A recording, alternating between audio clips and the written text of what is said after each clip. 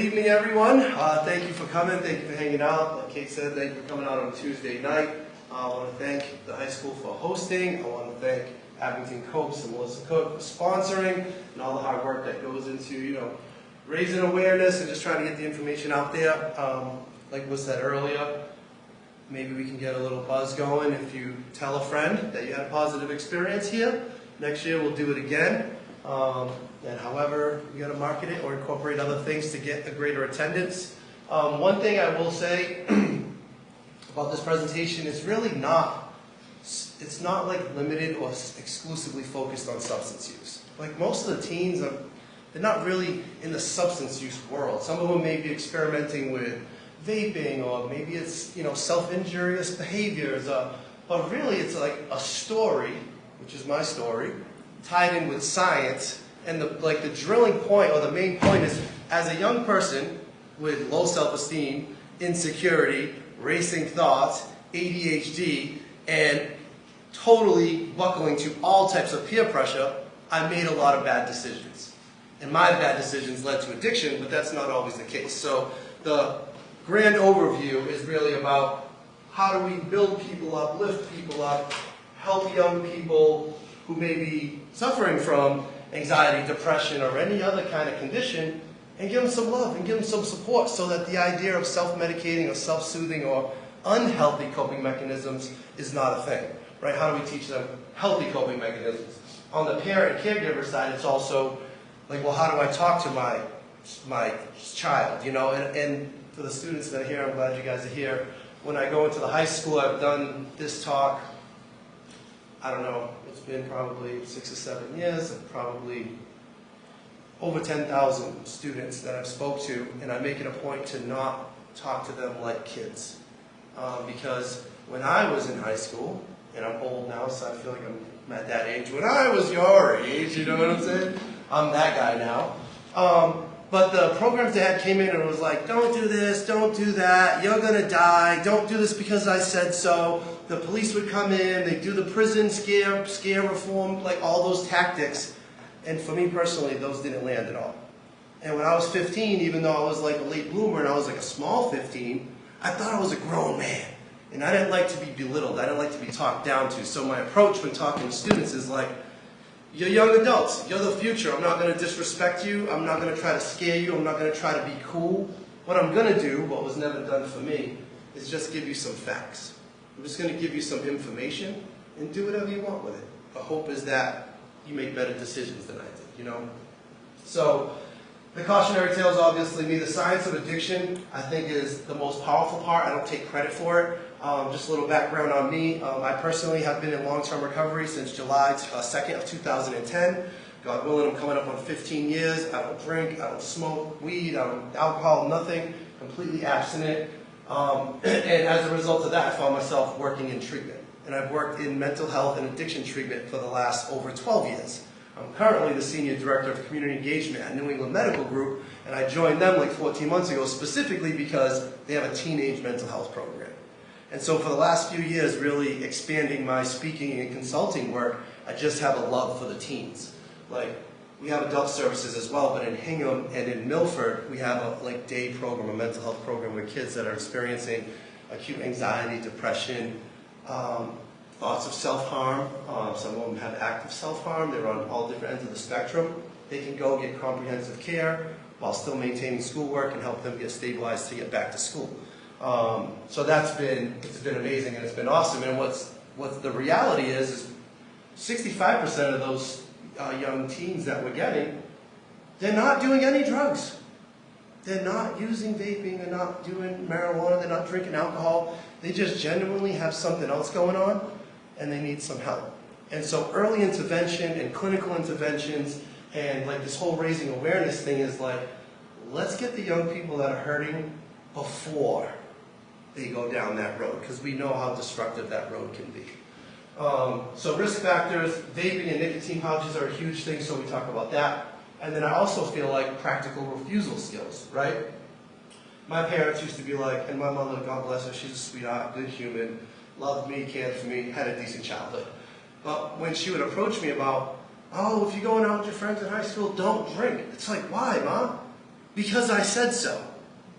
Like, because I said so. Like, that's not good. Because you're not old enough. That didn't do it, right? Also, when you talk about young people watching and modeling behavior, my mother worked for the city. She had a good job. She was a citizen. She was like a Leave It to Beaver mom. She didn't swear. We had good Christmases, but she drank wine. And we went camping, and there was drinking, and there was loud music playing, and a little marijuana here and there. And honestly, they seemed to be like they were having fun. And these are like decent humans. So how are you going to say don't do it because I said so, don't do it? But meanwhile, you're like living your best life over there, right? It's a confusing message. So the science, the more appropriate answer I think would have been like, well, because addiction runs in your family, Kevin, and there's alcoholism on both sides of your family, if you experiment as a young person, like, you could be more at risk than your friends because this runs in the family, right? Oh, I could get with that. I may or may not have still done things, I don't know, but like at least that's like a tangible, real thing, not because I said so. And then even more so, you know, God bless like the Reagans and that, you know, campaign like Just Say No. Just Say No is also not a practical out for a teenager. As teenagers, come on in, Mary! No, you're good. I mean, all humans, I feel like, are pack animals and we care about human connection and bonding. The teenage years are like elevated times 10, trying to find out who I am, who's my friend group, what sports do I like, what are my pastimes, right? So I'll keep it on me. So desperately wanted to be accepted and involved with my friends that if someone was doing something, even if I didn't like doing it, I'm not going to just say no and run the other way because I still want to maintain that friend group. So then how do we give them practical refusal skills? What are things we can practice right before it happens when we're in a sticky situation so that when the time comes we're prepared? You know, and that's why I do these talks as early as 6th grade. The high school, like, is great. Middle school, we did middle school here last year. Was last year the year before last year? We did Abington Middle School last year, and it's like, I talk less about the drugs and more about the feelings, and more about the thinking, and more about the decision making, because that's what's important. And for me, my own personal story, my issues really started in 5th and 6th grade. So my anxieties and my issues and my family life and my insecurity all started in elementary school. And then because I had no coping skills and I was so desperately wanting to like feel safe and feel accepted, that when I went to middle school, as soon as I was around the cool kids and the cool kids passed a joint around, I was like, I just took it. Just because I wanted to be accepted by that friend group. So how do we give practical refusal skills? So I put this up because I like dad shame myself a lot because I feel like I'm older now. Because I hated when people try to come in and try to act cool. I'm like, I'm not cool, I'm not going to use your language, but I swear to God I was 13 at one time. And the students typically laugh, ha ha ha, is that really him? Yeah, that's him. So my story, a little bit of my story quickly is 13 years old, started smoking marijuana. Just a little bit here and there, no big deal, just on the weekends. You couldn't tell me anything. And one thing I learned about science from people much smarter than me is that the brain, which I'll talk about, part of the brain, the prefrontal cortex, is responsible for decision making, impulse control, risk assessment. So risk assessment is the part of the brain that evaluates, is this dangerous or not? It's not fully developed until the mid-20s. So as a young person, it's practically impossible to scare them. It's hard for them to really see how dangerous something is. Not because they're bad kids, but because their brains are not developed yet to process that. And so again, that's more good information. You know, as a parent, if I'm talking to a young person, and I am a parent now, it's less about alcohol is the devil, and if you drink alcohol, you're going to shoot heroin and die. That's not realistic. The real answer is because your brain is underdeveloped, it's very vulnerable, and even with moderate use and good intentions, you may accidentally become addicted just because your brain literally can't handle it. And you'll find yourself, and here's what happened to me, underdeveloped brain, no impulse control, no risk assessment, right? I start introducing marijuana, guess what it does? It stops the development of that part of the brain. So what does that look like? More bad decisions, more poor impulse control, more risky behavior. And I just started to snowball as a teenager because I had a brain that there was no bad ideas, right? There was no pause. There's no thinking things through for me at 13 years old. And part of that is science, and then the other part is like throw marijuana in the mix, throw untreated ADHD in the mix, throw like the insecurity of being picked on in elementary school, throw the desperate need of other people's opinions and approval in there. Like I was just like running on impulse, and I made a lot of bad decisions. So for me, it progressed quickly. Next thing you know, I'm 17 years old. I'm smoking weed every day. Now I'm like selling weed so I can smoke weed for free. I'm drinking every weekend. I've been arrested twice already at 17 years old. I'm still in high school, and like, it's just a big joke. It's not a big deal. My mother's desperately trying. She's trying to ground me. I'm jumping out the window. I was just like really hard to redirect. But it was still fun. And I still had a job, and I had a license, and I was still like kind of maintaining in school. Well, by the end of my junior year, I ended up getting kicked out of New Bedford Voc, and I went to New Bedford High. And you would think that's a red flag. It's not a red flag. Like, you still couldn't tell me anything. And this isn't everybody's story, and it's pretty dramatic, but like the truth is, a few years later, I was using pills, and by 21 years old, I was addicted to heroin. And like, that's dramatic, and I know that's not everybody's story. It's just my story. And I'm not saying that'll be everybody's story, but that's what happened to me. It was no big deal. It was no big deal. Just having fun, no big deal. And the danger with like vaping and marijuana and edibles and alcohol, like these things that are perceived as less risky, is if no one gives you good reasons why not to try them, and you try them, and God forbid you actually enjoy them, you get a good effect from them. For me, what happened was like, what else are my parents lying to me about, right? When I smoked a joint and didn't die immediately and didn't get arrested and like had a decent time, I was now open-minded to try other things that you said might feel good and be a decent time, right? Because there was this unknown fear factor. And Mom said, you're going to die, don't do it because I said so, don't do it because you're going to get arrested, don't do it. And you try it, and like for a hyperactive kid like me, it temporarily helped me. It took kind of the edge off. And that's the worst thing that could happen for someone like me, is like it temporarily made me feel better. And so now I'm in this rabbit race of self-medication. And along with not being afraid to try other things is the thing called tolerance, right? At 13 years old, a joint here and there, I got high. At 17 years old, smoking every day. At 18 years old, smoking stronger weed. At 19 years old, I need weed, alcohol, and pills now. I never wanted to be more high. I always just wanted to be okay. I wanted my shoulders to relax. I wanted to be able to breathe and be comfortable in my own skin. But as the years went on, I built a tolerance to those substances, so I needed more frequent and stronger doses just to be okay. That's how the progression happened for me. Who wants to be a heroin addict? Nobody. Like, I would never do. I was the cool kid. I had the car, I had the jewelry, I was the man, I always had the parties. Like, you know, I was junior class president. I was that guy. But like, I just was always on this like self-medicating mission, and I always wanted to be the life of the party.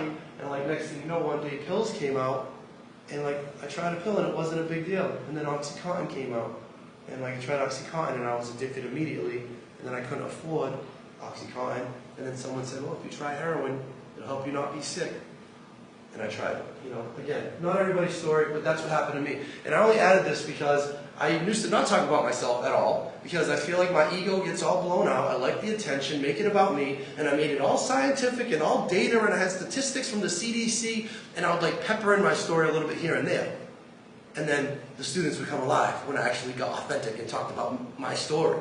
And the teachers and the parents are always like, dude, you got to tell a little bit more of your story to get them to buy in, instead of looking up there like a professor with all your statistics and your PowerPoint, you know?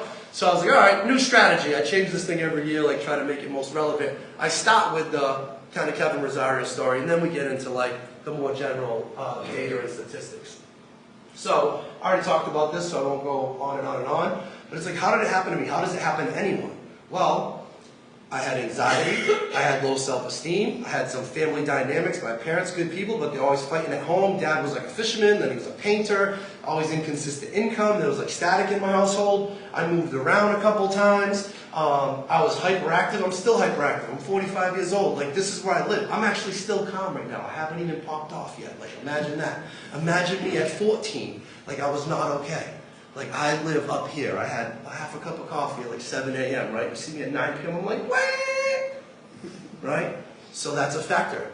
With no grounding skills, with no holistic techniques, with no coping mechanisms, when I got wound up, I couldn't stop.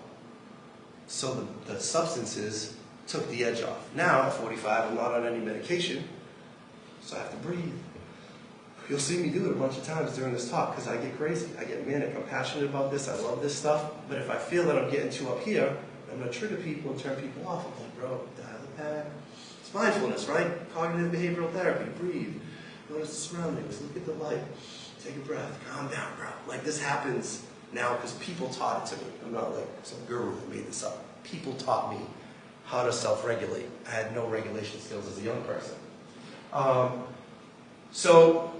by the way, if we ever come back to do the school, I'm doing this exact PowerPoint with students. And instead of trying to make a parent one, I feel like you should know what I am going to present to your children. And that way you can echo and support the message and the points we're trying to make. And then if your student comes home from school that says a certain thing, you can be like, oh yeah, I remember that part of the PowerPoint. Because we need the parent buy-in. And like the fact that you guys are here and everyone that's in this room is probably all the people that are on board.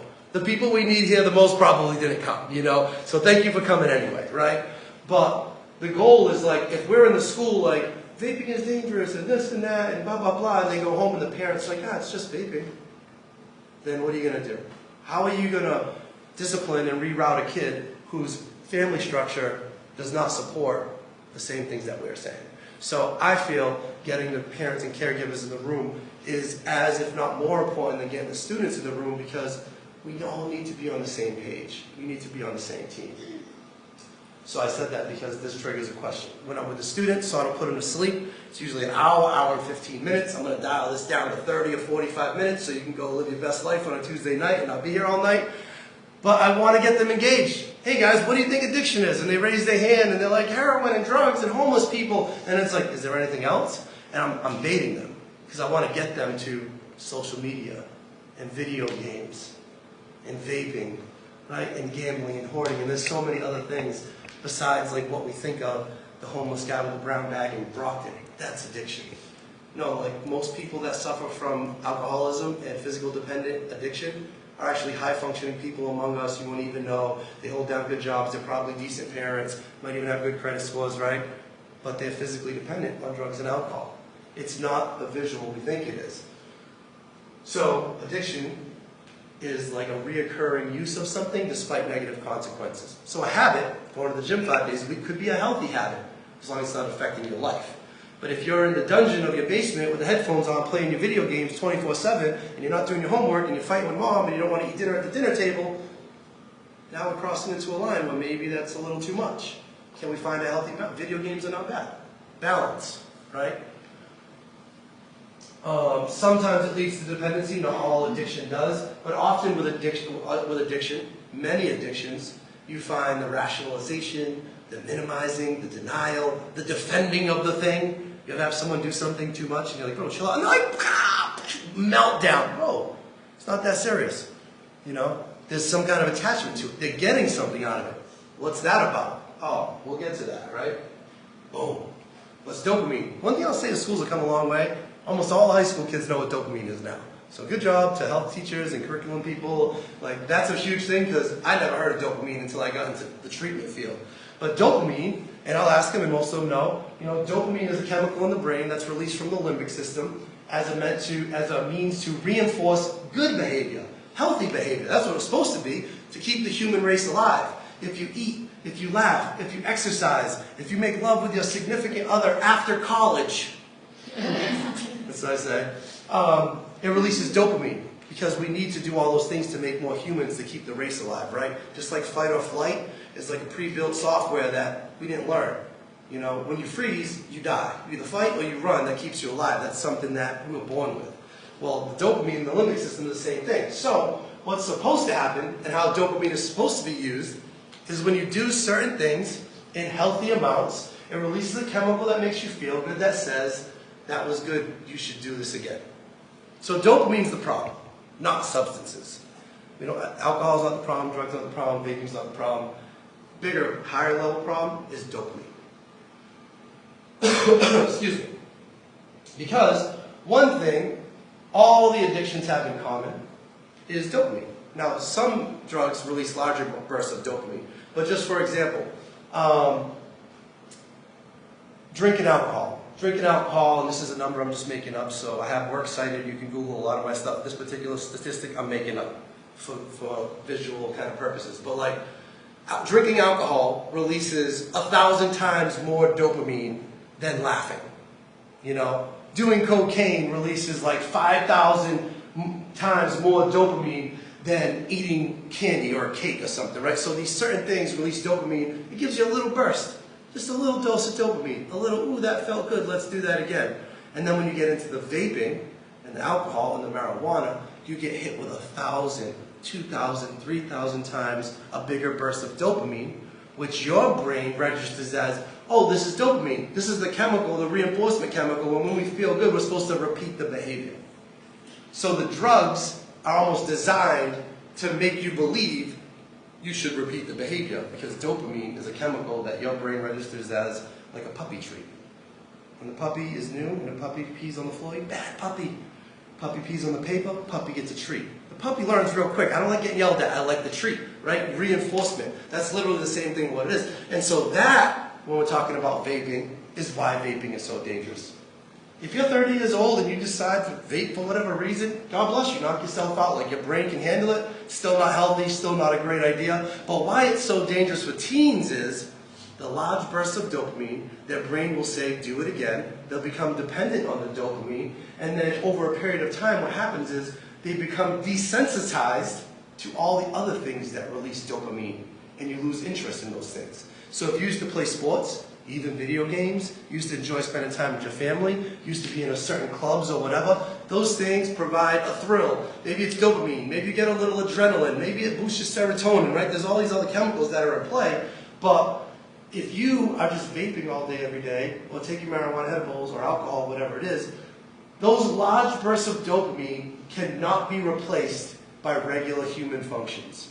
And what we'll see with the young people is that all of a sudden they lose interest in baseball. They lose interest in spending time with friends and family. They no longer want to play basketball because the brain is just craving the large bursts of dopamine, and there's only one place to get that. Vaping, the marijuana, the alcohol, whatever it might be. Vaping is a huge problem in the high schools. It's a problem in the middle schools. We saw a girl a couple months ago, a teacher told me, 5th grade, got caught with a vape. So it's relevant. It's happening everywhere. Like, we might as well talk about it. And we might as well, especially for adults, have science and like reasonable things to say why they shouldn't do it, other than just because I said so, you know? So I strongly suggest, I'll send you this PowerPoint. I'm not trying to copyright it. I'll share it with anybody. I have some YouTube stuff. I have an Instagram. Like, my company's called ACES, Addiction Consulting and Education Services. You can go on there. There's all kind of little snippets and stuff like that. But research it yourself. There's also a thing called NIDA, the National Institute of Drug Abuse. I hate the word abuse. It's very stigmatizing, but that's what it's called. And they have NIDA for teens. And it's teen-specific language and pamphlets that you can order and download to talk about the dangers of marijuana, the dangers of vaping, this same stuff, dopamine, brain science. Neuroscience has come a long way. So it helps support, like, if you're trying to have these conversations. And so again, what I said before is like, vaping or nicotine in any form, which is the most addictive drug in the world, attacks the prefrontal cortex, which is responsible for decision-making, impulse control, risk assessment, which is already compromised because it's not developed, so that's why young people are already kind of like fearless and do reckless, impulsive things. And if you add vaping to the mix, it prolongs that ability of that brain to grow and develop, which puts them at a higher risk to continue to make bad decisions, which is exactly what happened to me. So who's most at risk? Anyone under 18 because of the developing brain, really anyone under 25, anyone that has a mental health condition, diagnosed or undiagnosed, especially if it runs in your family, anyone who's currently on medications. So if say you're already ADHD and you're already on some ADHD med, and now you're also vaping and supplementing with other things, you're at more risk than the other guy because you already have outside chemicals in the system. And you're still playing the game, and you're still throwing other chemicals in the mix. And a huge thing that people don't like to talk about, but like anyone who's experienced trauma. And trauma varies to varying degrees. So ACEs, which is why I named my company ACEs, because ACEs are adverse childhood experiences, is basically bad things, right? They've experienced bad things. It could be something as simple as you've moved more than 3 times before 12th grade. That's considered an adverse childhood experience. If you grew up with one family member with alcoholism, that's an ACE. If you got 2, another ace. If you lost one, another ace. Separated household, another ace. Experienced abuse. Abuse is a big, scary word. Verbal abuse, social media, cyberbullying is abuse. And then you get into heavier physical and sexual abuse. Those are obvious. But the more of these you have, and there's all kind of science on this, it's a study, the ACEs study. It says the more of these you have, the more at risk you are to become addicted. So again, when we go into schools and we do like these experts and we do like these surveys, if we see young people that are saying, I have anxiety, I've moved more than once, I'm from a separated home, my mother was an alcoholic, and these are beautiful model kids that have never done a substance, it still says, hey, keep an eye on this kid. This kid's in the high-risk category, and if this kid even starts to experiment, they may go way off the rails, way quicker than anyone else because of these adverse childhood experiences. And it really makes sense, right? Who's most likely to need relief? People with the most pain, right? So if you've experienced some hardships and you've had some tough life experiences, the idea of being sedated is very appealing, right? And my sponsor used to say, he's like, alcohol is listed in the old medical journals as an anti-anxiety medication. So who's most likely to abuse alcohol? People with the most fear, people with the most anxiety. And I was a ball of fear and a ball of anxiety, and that like clicked with me. Of course I liked alcohol. It calmed down the crazy temporarily until it didn't anymore. So this is just a slide. I mean, it's just facts that the science shows the younger they start to experiment, the greater the risk that it becomes a big problem. Most people are not getting drugs in the projects. They're getting them from a doctor. 68% reported, I forget what study this was on. I'll have to look that one up. This is one of my older slides that I actually got from Ray Tomasi from my previous job.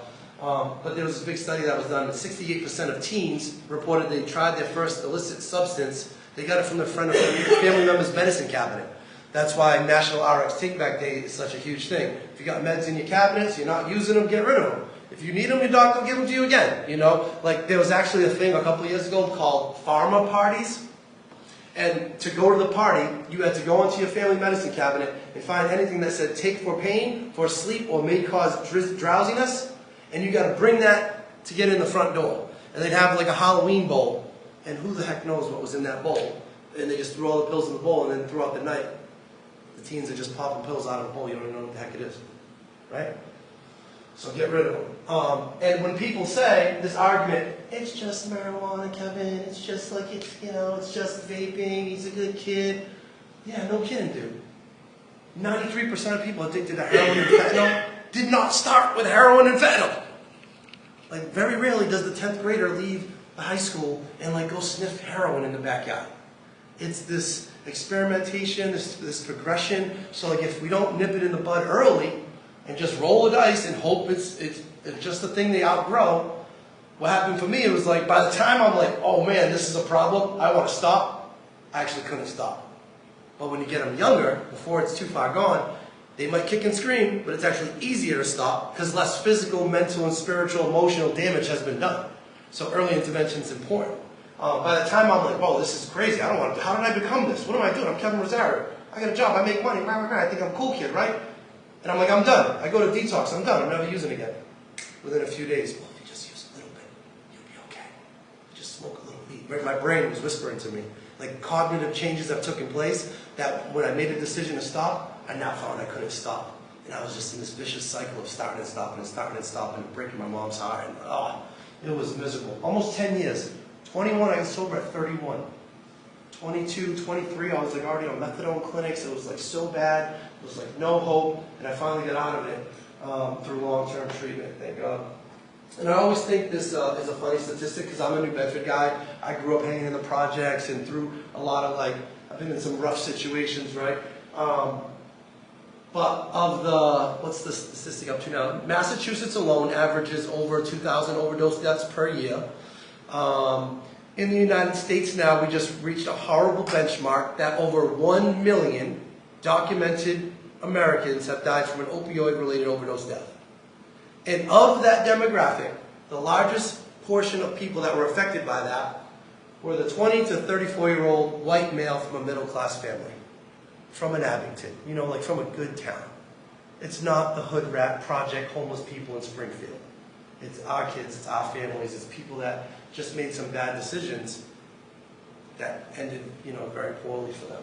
And I was actually surprised because I would easily say, hell yeah, New Bedford, Brockton, and Fall River are the problem, And they have their own issues, don't get me wrong, but the statistics don't lie. You can look them up yourself. If you look at the actual people that have passed away from this disease, it's that group, So I say that to say it obviously doesn't discriminate. It can happen anywhere. I added this slide because the legalization of marijuana has become a problem in Massachusetts in the sense that it's decreased the perception of risk in young people. Again, I'm not against anything. You're a 35-year-old person, you smoke some weed, you take CBD, you cut your grass, you're a good human, good for you, dude. I could care less. It's none of my business. But we have to acknowledge that the shops on every corner, and Uncle Bill, who used to be a private weed smoker, who now smokes like on the canoe around Little Timmy, has changed the perception of risk. So now Little Timmy says, Uncle Billy's the man, he's a good guy, I've always looked up to him, he smokes weed, it's legal now, it can't be that bad. So what you should know is, the marijuana that's now in these dispensaries is very high level, high quality, and genetically modified to different strains. Some are chiller, some are more aggressive and all that, but they're all stronger. I grew up on like the Arizona brickweed via Mexico. It was like 3% THC, it was not very good, had a lot of seeds, right? This weed is like high test, fluffy, high THC, it's strong. And what the THC in the marijuana does is, it's actually triggering psychosis, especially in young people. We have an adolescent program that serves 12 to 18. We're seeing young people that they go to a psych hospital for a psychotic break. They're seeing and hearing things that are not there. You do a drug test, it's just marijuana, right?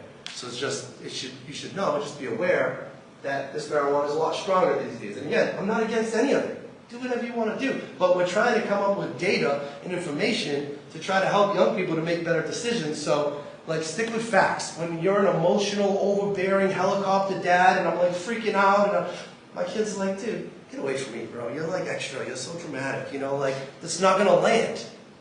But if it's like, hey, look, here's some information. Here's some statistics. Just consider it, I know most young people are going to do what they're going to do. My goal is like, maybe if this doesn't apply to you, you can use it to help someone else, right? Because even the 15-year-old that's just vaping a little bit, got a cousin or a neighbor, God bless you, got a cousin or a neighbor or an uncle who's got a real problem. And if you can better understand how this stuff affects the brain and how it affects them emotionally and spiritually, then maybe you can actually use it to help someone else. So I find that they're very receptive in the high schools. Even the kids that are kind of already acting up and smoking a little weed or doing the gummies or whatever on the weekend, they're like, oh, this will never be a problem for me. But my uncle, he's a real mess. Maybe I can help him. Great, perfect. Drop your guard, receive this information, go help your uncle. But maybe another day, they got that tool in their toolbox. When things get a little funny for them, they'll say, damn, that guy Kevin Rosario, I remember that stuff. However we can get it to land, we're not going to get it to land by scaring, talking down, threatening, trying to act tough, giving ultimatums. For me, my goal is like, can I inform, can I educate, can I empower, can I prolong first-time use? There's another statistic, I'll give a shout out to Dr. Schran. Dr. Joe Schran used to run the adolescent program in Brockton called The Castle. And he did this slide, and again, I'm butchering the statistics, but you'll get the idea. And he basically said, the longer you wait, there's actual data to prove that the risk goes down. And so if you wait until you're 15 before you try any substance, you're like 22% less likely to become addicted. If you wait till you're 18, it goes to like 31. 21, it goes to like 42. If you actually wait till you're 25 before you introduce any substances, even a beer or a wine cooler, you're like 62% less likely to become addicted just because of brain development. And like, that's an interesting statistic, right? And I say this, and sometimes teachers and parents probably don't love this, but I try not to come off as fanatical, because you gotta be like real with these people. It's like, hey, look, finish high school, go to college, call me when you get a master's degree at 25 years old. If you want to have a glass of champagne to celebrate, I'll buy it for you. Because your 25-year-old brain can literally handle it at that point.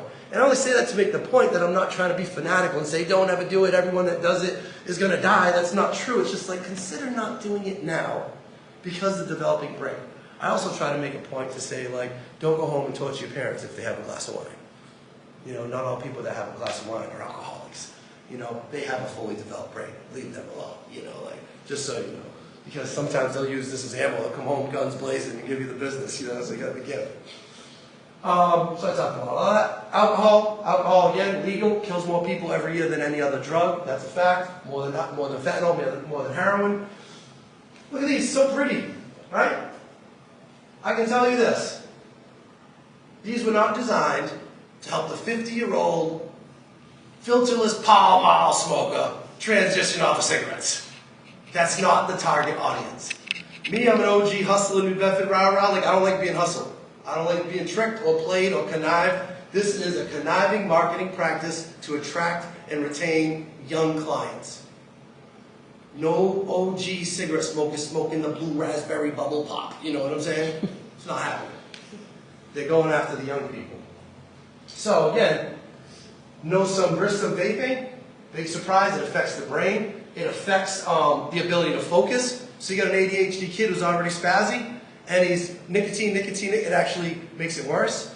Lung irritation causes problems with sleeping, and the mental obsession in these young people, which is crazy, this is the scariest part. They can't make it to the end of the day without vaping. They're so obsessed and so addicted with just vaping that they're getting caught in the bathrooms. They're getting in trouble. They're getting caught outside, right? And I say this to the students. And I'm like, and I'll go off a little longer. Sometimes on the vape, I'll talk about the flavors. I'll like intentionally try to get the like obsession going a little bit. It's probably not nice, but like I want to make a point. And I say, if you're sitting here right now and you're actually, man, I can't wait till this dude shuts up. So I go hit my beautiful strawberry milkshake, vape. Bad news, you already have an addicted brain. You have a brain that's experiencing what we call maybe the phenomenon of craving or the obsession. If you're already being distracted and you can't wait till this ends so you can go back to hit your vape, that's a major problem. And as a teenager, it'll only get worse from there. And that's not trying to scare them. That's just like maybe bring it to their attention. Oh my God, I do kind of obsess about this thing all the time. Just be aware of it. I'm not trying to scare you, but that's a fact. Your brain is craving dopamine. It can't wait for the next burst of dopamine. That's what it is. It's not about the vape. The vape is just the particular facilitator of dopamine at that time. And when the vape stops working, you got bigger problems. So this is the newer thing. Because the schools are getting hip and they probably spent millions of dollars to put vape smoke detectors everywhere, kids are like, okay, no problem. We'll get these now. They look like mints, and they're high intensity nicotine pouches that go in the lip. They don't smell. You can spit them right out. And they release the large burst of dopamine just like the vaping without the smoke, So we're starting to see a lot of that. And what's crazy is like if you don't know, and no knock against Zyn, please don't sue me, there's a lot of other companies that do it, but like the packaging is circular, it looks like the Lifesavers certs. And so even in a pocket, you might just assume it's that. If you even see it and you don't know, but if you find yourself seeing a bunch of pouches in your trash or coming up out of your toilet, like that's probably what it is. Again, science, medical, some of the side effects: dizziness, sleep disturbance, headache, blood clotting, heart rhythm, shortness of breath, diarrhea, nausea, dry mouth. Like none of that sounds sexy. That doesn't sound like a good time, That's a fact. Those are some of the side effects, And so again, I feel like information and education is way more of a potent conversation to have than scary, threatening, overbearing talks. I treat young people as if they're young adults. I know as adults, sometimes like young people, like they look small, but like I remember, in junior high school, I already had my own opinion and my own personality, and I already thought I knew stuff, and I was definitely a little kid. I didn't know a lot. But if that's how I feel and that's how I think, anyone that came at me with an authoritative, condescending tone, you're dead to me. I'm not listening to you. You don't know nothing. You're stupid. You're an adult. You're a cop. I shut down immediately. So there's no chance of anyone talking to me like this, of anything landing, no matter how profound it is. So I'm just saying, as teachers, as parents, as adults trying to talk to young people, you have to keep that in mind. Public speaking 101, what's your message? Who's your audience? How am I going to cater my message to land on the audience? I can give this PowerPoint to adults, to kids, to nurses, to first responders. I tweak it, and I emphasize different things with different audiences to make it relevant and make it land. And that's why young people are kind of hard to talk to sometimes, but if you understand where they're coming from and you try to, meet them where they're at and speak to them in a way that gives them some dignity and some respect, you have a better chance of some of the information landing. So I'm going to fast forward a little bit, but this is a huge part of it. More data, self-esteem. People with low self-esteem are more likely to make risky decisions and bad decisions because they're affected by peer pressure. People with high self-esteem, I'm strong, I'm smart, I'm beautiful, I'm perfectly flawed, whatever, I'm a little goofy, but I'm okay with me. Bro, I don't need to do what you tell me to do because I don't need to impress you, right? So building and having strong, positive self-esteem is the best prevention work we can do, because strong, healthy, happy young people don't fall victim to peer pressure as often. So how do we help people build self-esteem? Well, one thing, probably want to reduce social media because there's more science that says there's a correlation between an increase in anxiety and depression based on social media screen time. And that's because social media is mostly a fake world. You got the fake dude, who now the dude's got the fake biceps, he's got the ankle, you've got the bicep, the calf implants, right? With the fake tan, with the fake filter, on the best day, on the car he rented. How do I compete with that? You know what I'm saying? The girls too, they got the eyelashes now, they're way out of control, they got the fake everything, they got the filter. And it's like, I'm just like regular Joe guy. I'm like a 6.5 on a good day. You know what I'm saying? I'm scrolling through social media. I'm like, damn, I suck. I'm fat. I'm ugly. I'm short. Right? And that's what we're dealing with. Even as adults, we're guilty of it too. But like as younger people, we're being fed this BS, and then we end up in a rabbit hole of our algorithm, and then they just keep peppering us with this stuff, and it's actually become more unhealthy. Unless you're one of those people that do micro-learning and you watch positive stuff and watch reels about yoga and breathing and exercise, then you're going to get peppered with all positive stuff, which is awesome. Also, interesting fact, I think it's China or Japan, don't get me wrong, one of them, they actually don't allow 80% of the content that's allowed on our social media platforms. It's actually not allowed. If it doesn't promote health, education, and prosperity, it can't be shared on the platform. But our platform is just filled with poison. So how do you improve self-esteem? Positive self-talk. Read positive information. Hang around positive people. One of the things that I've set small goals and like reach them. Like little thing I learned in recovery was like make your bed. So stupid, but like make your bed every day. If you wake up and you pray and you make your bed and you brush your teeth, you've like completed 3 things already. Like great job, bro. Like you're starting off strong. You know, like little victories. It sounds stupid, but like the opposite is a person that like don't make their bed, don't brush their teeth, they struggle with homework, like they're always like just falling behind. I needed to start with like real entry-level tasks and complete them, and then all right, let's go a little bigger, let's sign up for my associate's degree, right? Boom, boom, and then you stop building, and now I feel good, because I said I was going to do something and I did it. Not crazy, lofty, unrealistic goals, because then I'm going to feel down when I don't get there, but like, let's do baby steps, let's build some positive momentum. But the biggest one is giving back, volunteering. In the 12-step world, we call it altruism, the act of helping others, expecting nothing in return. Nothing makes me feel better, and nothing has helped my personal recovery more than spending time off the clock, not getting paid, in the shadows, trying to help people. And even when I'm going through it, I try to help people. My aunt right now is going through it with cancer. It's awful. My father's a mess. What do? I go try to help people. Because it's a positive distraction. If I'm thinking about how I can lift someone else up and be available to someone else, I'm not stuck in self. Volunteering is huge. Find missions and volunteer projects that will help build your self-esteem. There's a link there. There's a lot of research on that. You can check that out. So refusal skills, right?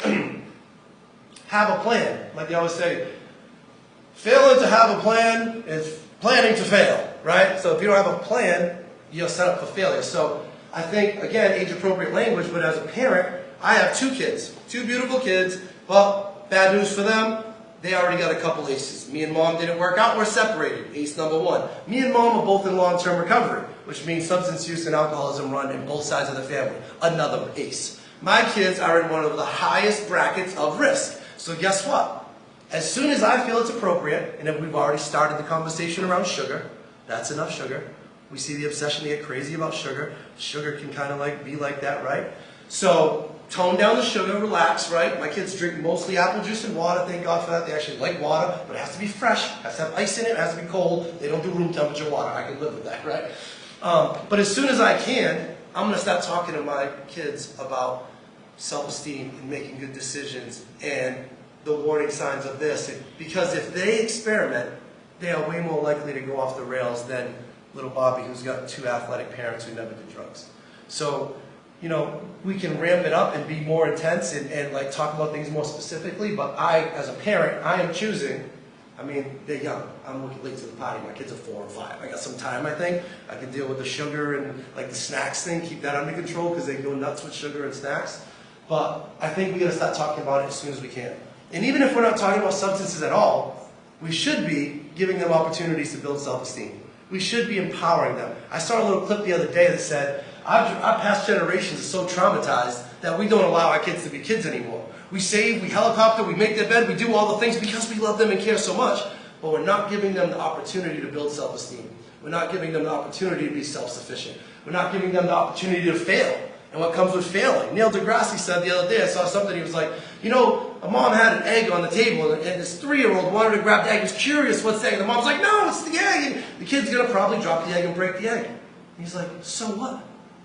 The kid grabs the egg and it's hard. And he's trying to figure out what it is, and oops, the kid drops the egg. Oh my God, what's this yolky substance? Right, the curiosity of the mind. For a 42-cent egg, that was probably an old clip, they're probably $2 an egg now, but you know what I'm saying? The point is, like, let them babble and bumble and make mistakes and experiment and be curious and learn. I think that's so huge. And I'm hoping, I pray I talk a good game up here. I'm hoping like I can do that with my kids too. I'm not judging. I don't think I'm some great parent. My kids are easy right now. I can control their whole life.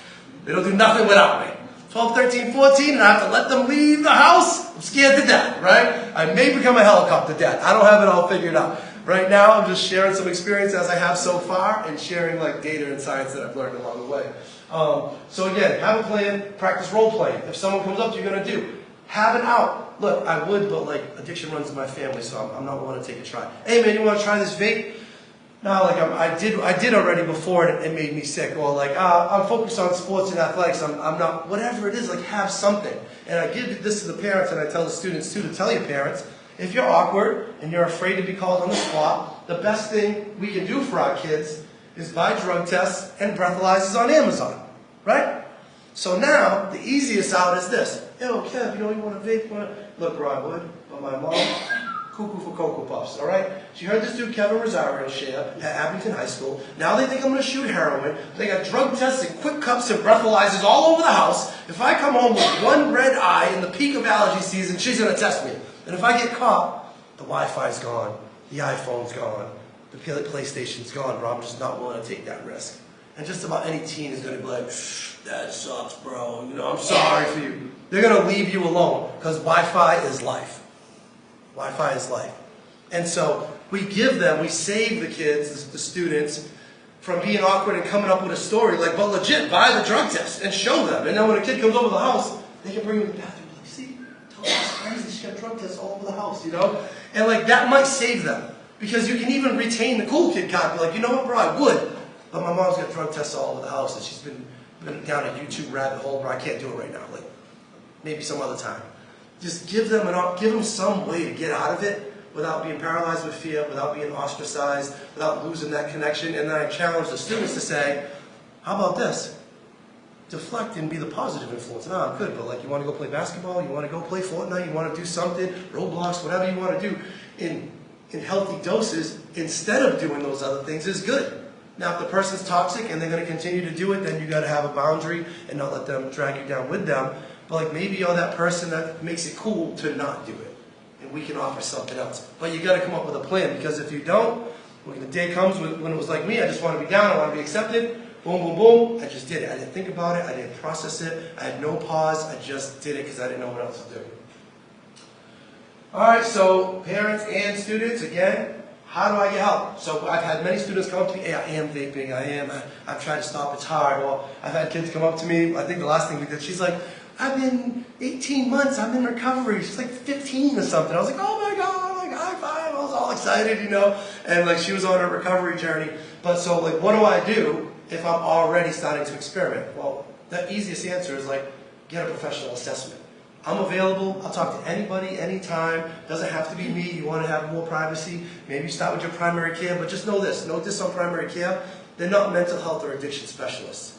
Out of convenience, they may do medication management to try to make it helpful, but most of them will admit I'm not your bipolar guy. I'm not your true mental health guy. Get an adolescent psychiatrist or a psych NP that specializes in it. Maybe start with therapy, and then you have to do an assessment. How far gone are we? What substance are we using? What's the frequency? Maybe there's a non-narcotic, herbal type of medication that we can help to transition off of the vaping. Because I can tell you, nicotine is addictive. And when they just stop cold turkey, they will have some symptoms. It could be mild, it could be severe. Just not feeling good, being irritable, not being able to sleep, not having an appetite from nicotine, from vaping. So it's important to figure out what your options are. And I'm not trying to sell New England Medical Group because there's other programs, but there are adolescent mental health programs where they can go and get group therapy and learn coping skills and grounding skills and maybe get medication and get individual therapy. If that's what's called for. Maybe it's just individual therapy, after school, whatever it is. But help is out there, that's for sure. I'm happy to be your point person. And you gotta find supports that promote lasting recovery. I'm a 12-step guy. 14 years later, I still pray every morning, pray every night, still go to meetings. Some people are church people, some people are yoga Pilates people, some people are outdoor people, whatever it is. Find your happy place, heal the pain, find healthy coping skills, and keep doing those things that make you feel good. Because what I found is that many people have periods of abstinence and they do certain things, they go to therapy, they take meds, they do whatever they do, and they start to feel better. And for some reason the brain says, oh bro, you feel great, you can probably stop doing those things now. And then the anxiety comes back, the depression comes back, and they have a regression, and they go backwards. So whatever it is, whatever the thing is that brings you peace and joy, you gotta keep doing that. And so the last thing is, my little babes, little hope shot, recovery is possible. As a result of recovery, I've gone back to school and got my associate's degree, my bachelor's degree. Last year I just finished a master's program. I own a home, I got good credit, I have a nice car, I have friends, I'm a present dad. I've been to Portugal 5 times, I've been to Dominican, I've been to Mexico, I've been all over the world. And I say that to say, I don't drink, I don't smoke, and I have a good time. My life is pretty dope, you know what I'm saying? And I dance and I travel, and life is really cool, so it's I try to end that with a positive note. And also, a lot of teens, especially in other towns are affected more than others, they have the mom or dad at home that's really kind of not doing well. And I want them to know, if I did it, I was a disaster. Your loved one can do it too. And if there's anything I can do to be helpful, please reach out to me. So that's all I got for that. Thank you guys for being here. Thank you for your attention. I appreciate you.